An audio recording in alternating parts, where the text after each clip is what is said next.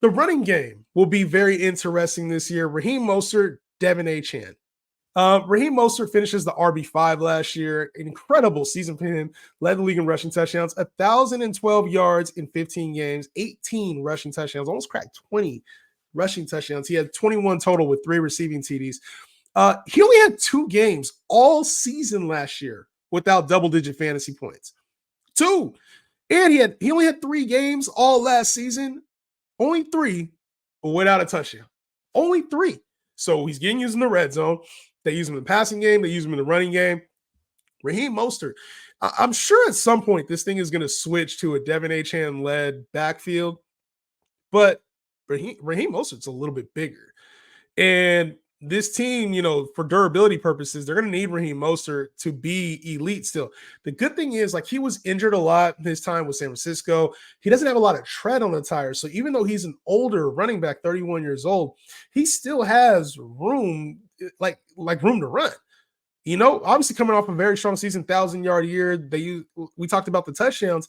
It's there's still tread on the tires. So while he might not be as explosive as he once was, he's still one of the fastest players in the NFL. You can use Raheem Mostert, and he's still being punished in drafts because everybody's expecting Devon Achane to take over as the lead back. So if I could get Raheem Mostert in the RB3 category, I think that's a win for fantasy teams, especially, once the season gets going, if he stays healthy.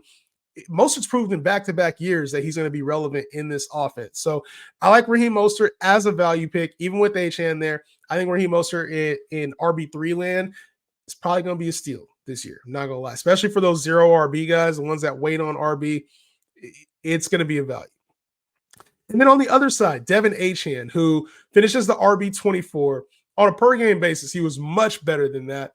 But he had a 51-point game in his second start of the season. A 51-point game. I actually wasn't even starting at that point. This was a backup game. He was still a backup at the time.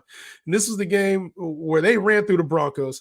200 yards, 4 touchdowns in that game in week 3. And then he had 3 straight games of 20 points before getting injured. And we talked about the size and, the durability aspect of Achane, which is what we're going to have to watch out for. He got hurt in week 5. And then after he came back, he was a lot more inconsistent. This is probably more indicative of the player that we're going to get as opposed to railing off 20-point performance after 20-point performance. It was so crazy to see during the time because we're like, is this the standard for Achane, who is so explosive and able to hit home runs?